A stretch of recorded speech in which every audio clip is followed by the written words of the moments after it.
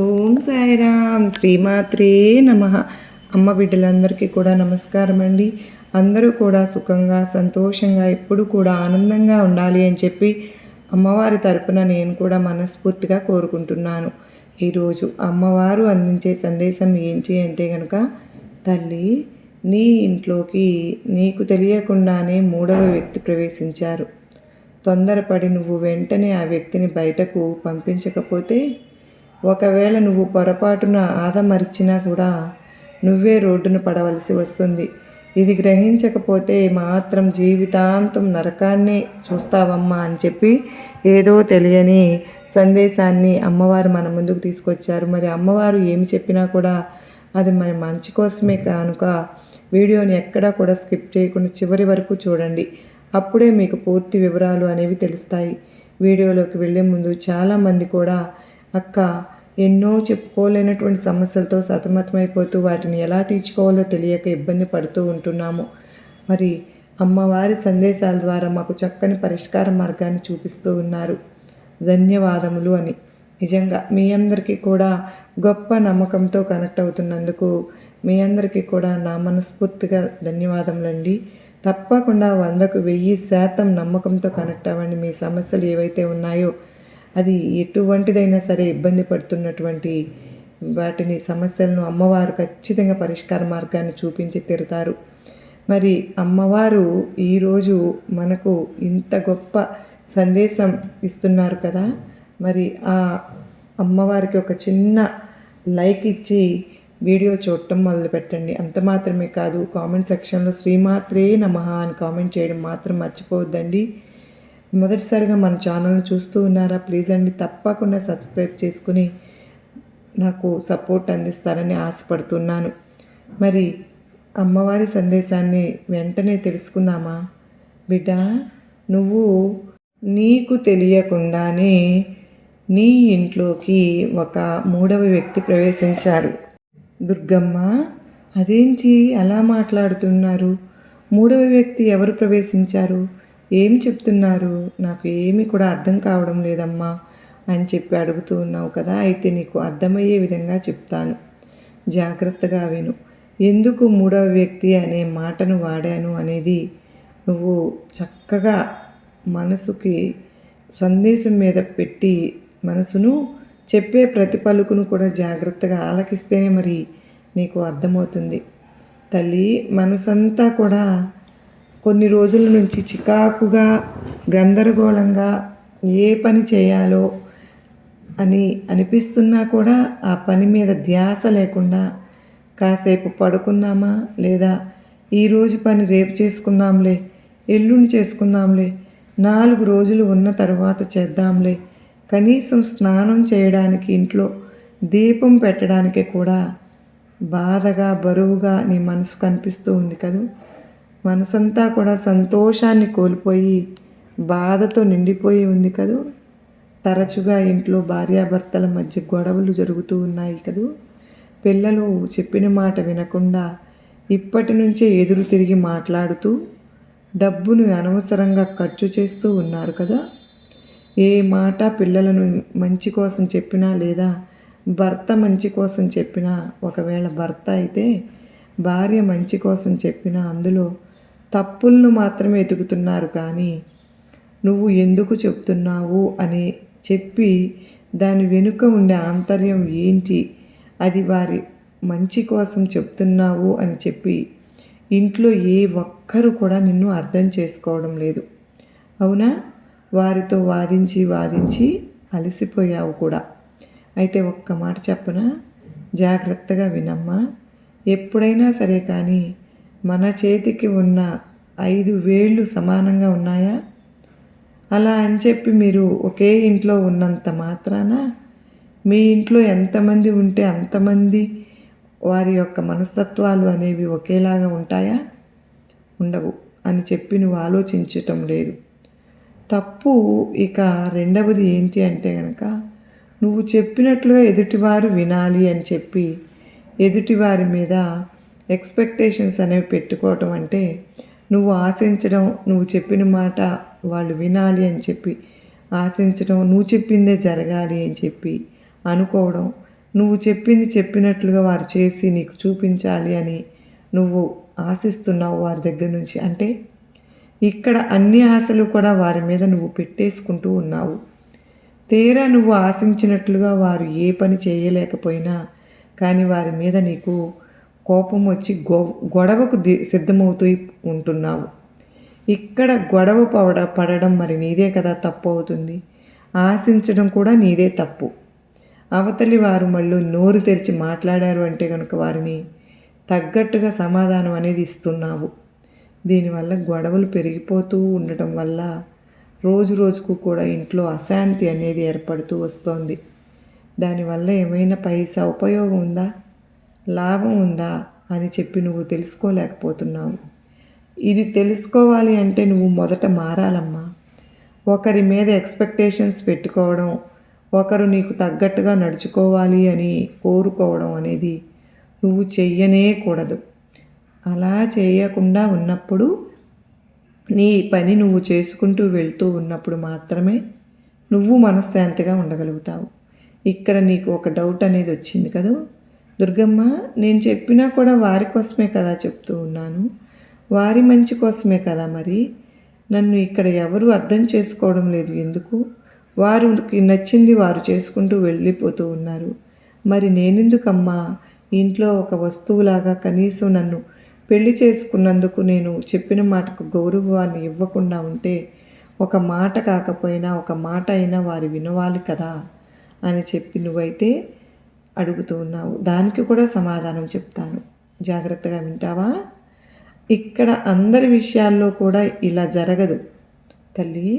కొంతమంది 1కి 2 సార్లు గొడవ పడితే వారిలో మార్పు వస్తుంది. నువ్వు చెప్పిన మాటను అర్థం చేసుకుని నా మంచి కోసము చెప్తున్నారు కదా తను అని చెప్పి ఆలోచించుకొని దానికి తగ్గట్లుగా వారి యొక్క ప్రవర్తన అనేది మార్చుకుంటారు. ఇంకొంతమంది ఎంత చెప్పినా కానీ చెవిలో జోరీగలాగా మొత్తుకుంటున్నా కూడా దున్న పోతు మీద వర్షం పడినట్లుగా నువ్వు వాగినవి వాగినట్టే ఉంటావు. కానీ వారు చేసే పనిలో ఇసుమంత మార్పు ఉండదు. వారు చేయాలనుకున్నదే చేసి తీరుతారు. అంత మూర్ఖత్వంతో వారి మనసు నిండిపోయి ఉంటుంది. అటువంటి మూర్ఖులు మారరు తల్లి. అలాగే భార్యాభర్తల మధ్య ఇలా ఒకరిని ఒకరు అర్థం చేసుకోలేకపోవడం వల్లనే ఒకరికి కోపం వచ్చినప్పుడు మరొకరు రెచ్చిపోయి ఆ కోపానికి తగ్గినట్లుగా వీరు కూడా ఆవేశంగా కోపాన్ని తెచ్చుకొని మాట్లాడడం వల్ల ఇద్దరి మధ్య ఆ యొక్క గొడవలు ఏవైతే ఉన్నాయో మితిమించిపోయి జరిగి కొట్లాటల వరకు కూడా వెళ్ళిపోయి ఇద్దరు కూడా కొన్ని రోజులు మాట్లాడుకోకుండా ఉంటున్నారు. దీనివల్ల ఇంట్లో అశాంతికరమైన వాతావరణం, పిల్లలకు కూడా మనశ్శాంతి అనేది ఉండదు. పెద్దలకు మనశ్శాంతి లేకపోవడం వల్ల చేసే పనులలో శ్రద్ధ ఉండదు, తగ్గిపోతుంది. ఏ పని చేయాలి అని చెప్పి అనిపించదు. మీ గొడవలు బయట జనం విని మిమ్మల్ని అలుసుగా మాట్లాడుకోవడం, మీకు నలుగురిలో గౌరవం తగ్గిపోవడం, మీరు ఎప్పుడు గొడవ పడుతూనే ఉంటారు అని చెప్పి పిల్లలు కూడా మిమ్మల్ని చిన్నతనంగా చులకన చూపు చూడటం, ఇదంతా కూడా జరుగుతుంది. దీనివల్ల నువ్వు సాధించాల్సింది ఏదైనా ఉంది అంటే ఏదైనా ఉందా అని నీకు నువ్వు ప్రశ్నించుకో. ఒక్క మాట చెప్పనా, మీ ఇద్దరికి పెళ్ళయి 1 నెల లేదా ఒక 10 రోజుల లేదా ఒక్క రోజా లేదా ఒక వారమా కాదు కదా తల్లి, కొన్ని సంవత్సరాలు అనేవి గడిచిపోయాయిగా. మీ ఇద్దరికి పిల్లలు కూడా పుట్టారు కదా. అయినా కూడా ఎవరి మనస్తత్వం ఎలా ఉంటుందో, ఎవరి వ్యక్తిత్వం ఎలా ఉంటుందో, ఇంతవరకు ఒకరిని ఒకరు అర్థం చేసుకోలేక ఈ విధంగా గొడవలు పడటం, సగం జీవితాన్ని నెట్టుకుంటూ వెళ్ళిపోయారు.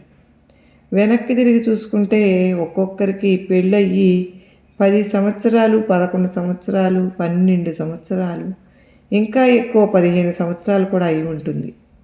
అయినా కూడా ఒకరిని మార్చాలి అనే ప్రయత్నంలో ఒకరు ఉండటం, ఒకరు మారతారేమో అని చెప్పి ఆశగా ఎదురు చూస్తూ మరొకరు ఉండటం, ఇక్కడ రాజీ పడడం అనేది ఎక్కడా కూడా జరగడం లేదు. మీ ఇద్దరి మధ్య 3వ వ్యక్తి అనేవాళ్ళు ఎప్పుడు వస్తారు అంటే కనుక ఇక్కడ భార్య భర్త ఒకరిని ఒకరు ప్రేమ చూపించుకోకుండా పూర్తిగా వాళ్ళిద్దరి మధ్య ప్రేమ బంధం తగ్గిపోయినప్పుడు, ఎవరైతే కొంచెం అర్థం చేసుకుంటున్నట్లుగా లేదా ఎవరైనా ఇటు భర్త కన్నా భార్య ఎక్కువ అశ్రద్ధ చూపించుతున్నప్పుడు, బయటకు వెళ్ళిన మగ మనిషి మీద వేరే ఆడవాళ్ళు కొంచెం ప్రేమను చూపించారనుకో, ఆ వ్యక్తి బయట ఉన్న వేరే మహిళకు అట్రాక్ట్ అయిపోయే అవకాశం అనేది ఎక్కువగా ఉంటుంది. ఎందుకంటే ఇంట్లోకి వస్తే గొడవలు తగువలు, ఒకరిని ఒకరు అర్థం చేసుకోలేకపోవడము, దీనివల్ల ఇంట్లో ప్రేమ కరువైపోయింది, మనశ్శాంతి కరువైపోయింది, సంతోషం అనేదే ఉండడం లేదు. మరి ఈ ప్రేమ కోసం, ఈ సంతోషం కోసం, ఈ ఆనందం కోసం వేరే వ్యక్తిని వెతుక్కుంటూ వెళ్తారు మగవాళ్ళు. ఇలా ఎప్పుడైతే అందరూ అని కాదు కానీ కొంతమంది ఎప్పుడైతే మూడో వ్యక్తి తన యొక్క జీవితంలోకి అంటే మీ ఇద్దరి మధ్యకు వస్తుందో, ఇప్పుడు పడుతున్న బాధల కంటే కూడా ఇంకాస్త బాధలు ఎక్కువయ్యే అవకాశాలు అయితే ఉంటాయి. అసలు ఎక్కువ అవ్వడం అనే మాట పక్కన పెడితే ఇక ఒకరి జీవితం నాశనం అయిపోయినట్లే అని చెప్పి ఆలోచించుకోవాలి. అప్పటి వరకు తిడుతూనో అరుస్తూనో గొడవ పడుతూనో కాస్త ఇంట్లో మంచి చెడు చూస్తూ ఒక రూపాయి వాడుతూ ఇంట్లోకి కావలసినవన్నీ తెచ్చి ఇస్తూ పిల్లల్ని జాగ్రత్తగా ఫీజులు అవి కట్టుకుంటూ పిల్లల్ని జాగ్రత్తగా పెంచుకుంటూ పుట్టినరోజు వస్తేనో ఫంక్షన్ వస్తేనో బట్టలు తీసుకొచ్చి ఎంత గొడవ పడినా సరే కానీ నా పిల్లలే, నా ఇల్లే, నా భార్యే కదా అనుకుంటున్న మగ మనిషి ఇలా వేరే ఆడవారి మోజులో పడినప్పుడు ఇవన్నీ కూడా పూర్తిగా మైనస్ అయిపోతాయి. అలా మైనస్ అయిపోయి పూర్తి ధ్యాస మహిళ మీదకు వెళ్ళిపోతుంది. అలా మహిళ మీదకు వెళ్ళిపోయినప్పుడు తరువాత నువ్వు ఎంత గింజుకున్నా, ఎంత ఏడ్చినా, ఎంత మొరపెట్టుకున్నా కూడా, ఎంత గొడవలాడి దెబ్బలాడినా సరే ఆ విరిగిన మనసు అనేది అతుక్కోవడం అనేది చాలా కష్టమైపోతుంది. కనుక ఎప్పుడైనా సరే కానీ దీపం ఉండగానే ఇల్లు చక్కదిద్దుకోవాలి అన్నట్లుగా నీవు అవతలి వ్యక్తి మూర్ఖుడు అని చెప్పి తెలిసినప్పుడు నువ్వు సైలెంట్ అయిపోవడంలో తప్పేమీ లేదు. గొడవ పడడం వల్ల లాభం ఏమీ లేదు అని చెప్పి తెలిసినప్పుడు నువ్వు మౌనంగా ఉండడంలో తప్పేమీ లేదమ్మా. నువ్వు అవతలి వ్యక్తి నీ మీద ప్రేమ చూపించడం చేత కాదు అని చెప్పి తెలిసినప్పుడు ఆ ప్రేమను ఆశించకుండా ఉండడమే మంచిది. ఇటు పూర్తిగా కాల్చుకోవడం కంటే కూడా ఎంతో కొంత కాస్త సెగనైనా కూర్చోవచ్చు, కానీ శరీరం అంతా కాలిపోయిన తర్వాత మిగిలేది బూడిదే అన్న విషయాన్ని గ్రహించాలి. మరి నువ్వు బిడ్డ, ఇదంతా కూడా ఎందుకు నేను చెప్తున్నాను అంటే కనుక ఇప్పుడు సమాజంలో చాలా వరకు కూడా ఇవే జరుగుతూ ఉన్నాయమ్మా. నీ జీవితం ఇలా అంధకారంలో పడకూడదు. ఎప్పుడైనా సరే కానీ భార్యాభర్తల మధ్య అందరూ అన్యోన్యంగా ఉంటున్నారా, అందరూ కలిసి మెలిసి ఉంటున్నారా, లేదా నా బంధువులలో ఉన్న భార్యాభర్తలు ఇలా ఉంటున్నారు, లేదా మా పెద్దమ్మ పిల్లలు ఇలా ఉంటున్నారు, మా చిన్నమ్మ పిల్లలు ఇలా ఉంటున్నారు, మా ఫ్రెండ్ యొక్క పిల్లలు అలా ఉంటున్నారు అని చెప్పి ఒకరిని ఉదాహరణగా తీసుకునే కంటే కూడా నీ యొక్క వ్యక్తిత్వం గురించి నువ్వు ఆలోచించుకుంటూ నీ యొక్క పార్ట్నర్ ఎటువంటి వ్యక్తి అని చెప్పి ఆలోచించుకొని దానికి తగినట్లుగా నీ యొక్క జీవితాన్ని మార్చుకునే ప్రయత్నం చెయ్యాలి. కానీ నక్క పులి అంటే పులి శరీరం మీద చారలు ఉన్నాయి అని చెప్పి నక్క తన శరీరం అంతా వాతలు పెట్టుకుందంట.